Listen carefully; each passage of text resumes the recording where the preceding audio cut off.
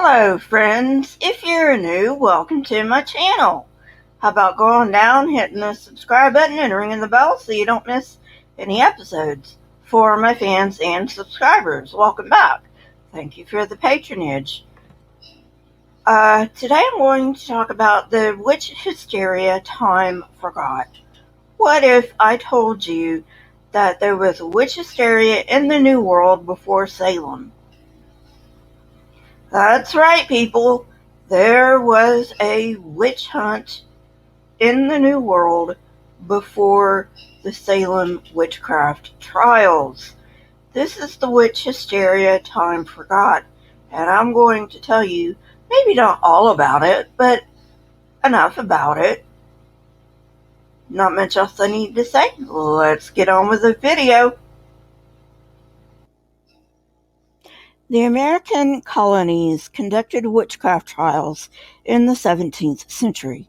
Connecticut holds the dubious honor of carrying out America's first execution for witchcraft in 1647, 45 years before Salem hanged Bridget Bishop.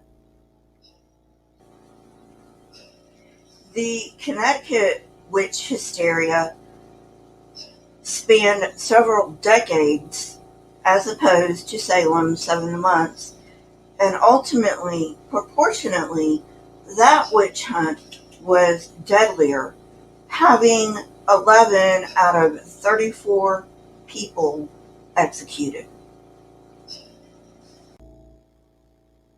So, if this was the first witch panic in the New World, why has it been forgotten? We lack records, to be honest, which is part of the reason. As of now, we don't have any diaries from those accused or those present at the trials. In addition, the majority of the documents no longer exist. The few court papers and depositions that have survived are housed in the archives of the Connecticut Historical Society and at Brown University's John Hay Library. However, through the slow, laborious work of historians, as well as descendants of those accused, a narrative is finally taking shape. We know now, through the evidence that has survived, that at least 50 colonists were suspected, with 34 being formally accused. However, historians believe that the number was higher. Many fled to other colonies before they could be formally charged because they probably knew what awaited them. First, a note on vocabulary. Historically, a witch hunt was not a pursuit of identified witches. Rather, these searches generally took place after suspicions were raised, and the goal was to find persons in league with the devil. At this time, suspicions could be raised by just about anything, including weather. Puritans saw Satan as a very real threat. All Puritans, including Connecticut's first colonists, believed that the devil caused crops to fail, rain not to fall, among other things. They blamed Satan for everything from sickness to early snowfall. Their preachers taught that only those who strictly obeyed God's laws and lived simple, pious lives could resist temptation. Those with weak resolve or faith were more susceptible to Satan's snares. Women were particularly vulnerable because, as we all know, Eve ate the fruit first.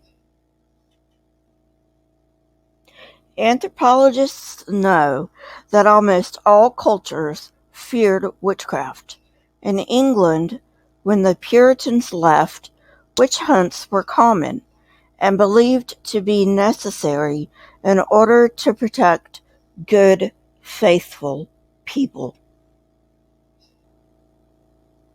The Puritans settled Connecticut in 1636. Just 11 years later, the colony executed America's first convicted witch, Alice Youngs.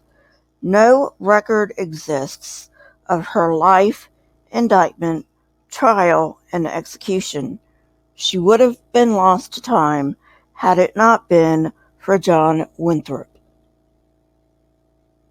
He stated in his journal from the spring of 1647 that someone from Windsor was executed.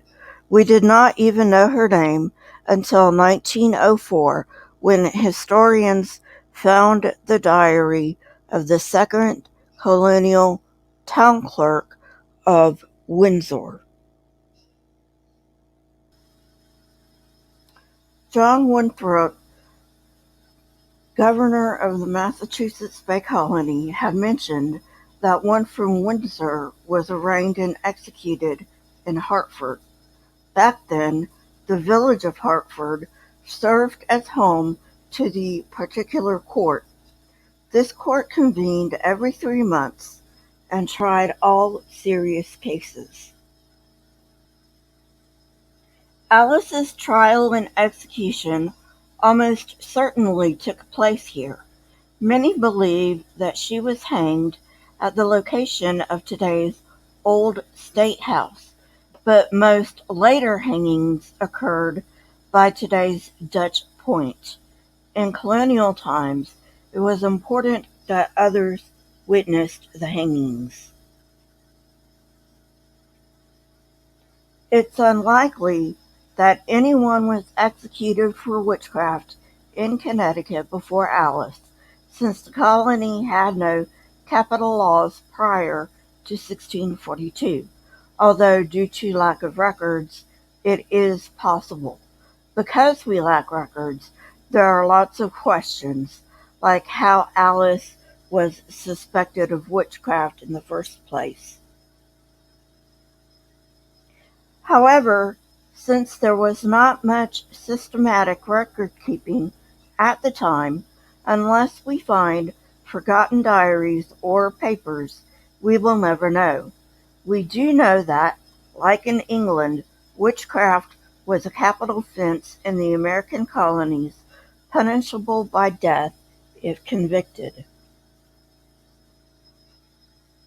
Yes, that's spelled correctly.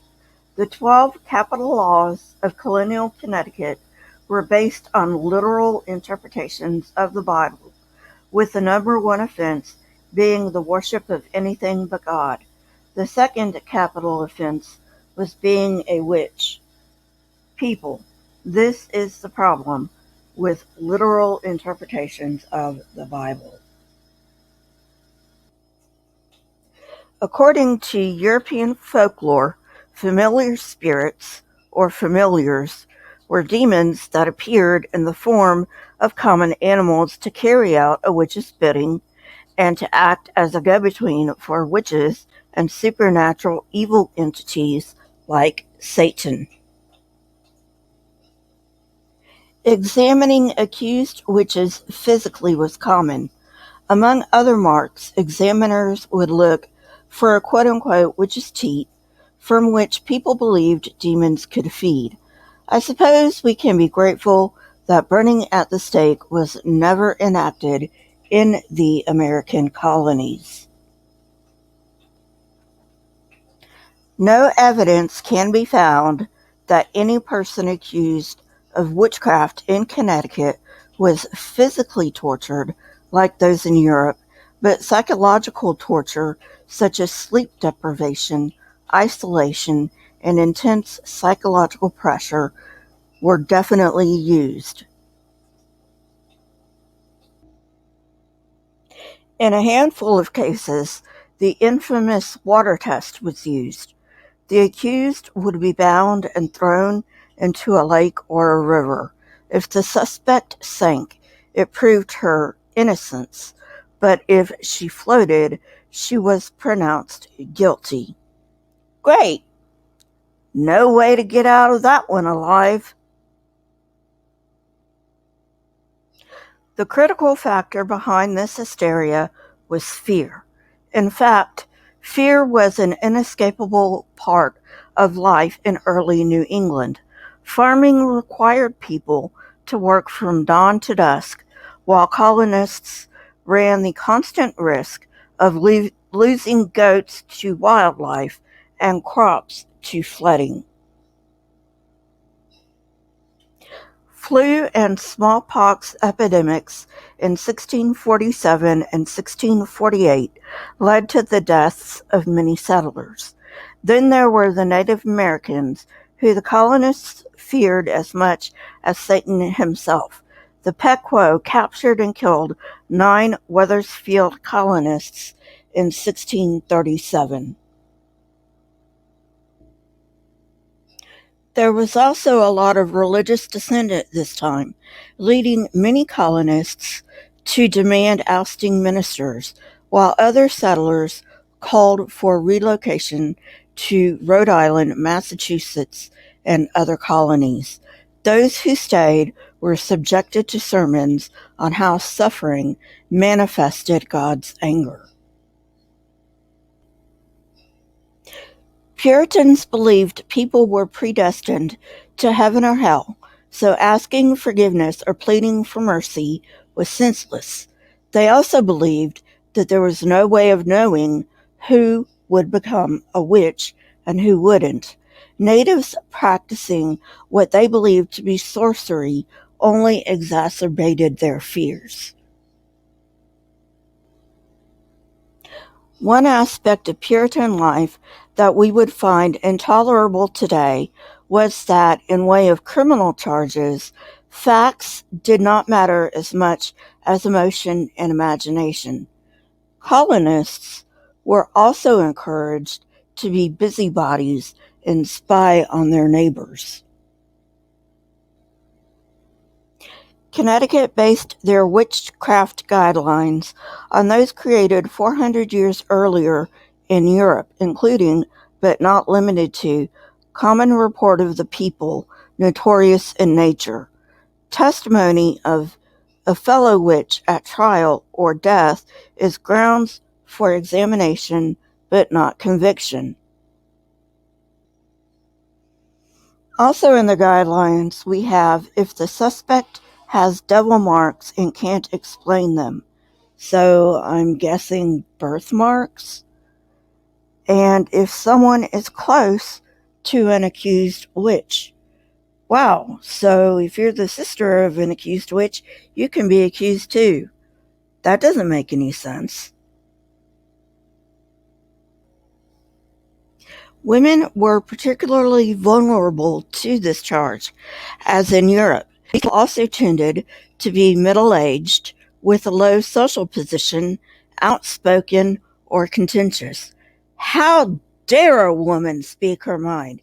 Get back into the kitchen and pop out babies like you're supposed to. Married women were frequently accused by their husbands. Imagine that. And rich widows were especially vulnerable, especially if they had large plots of land.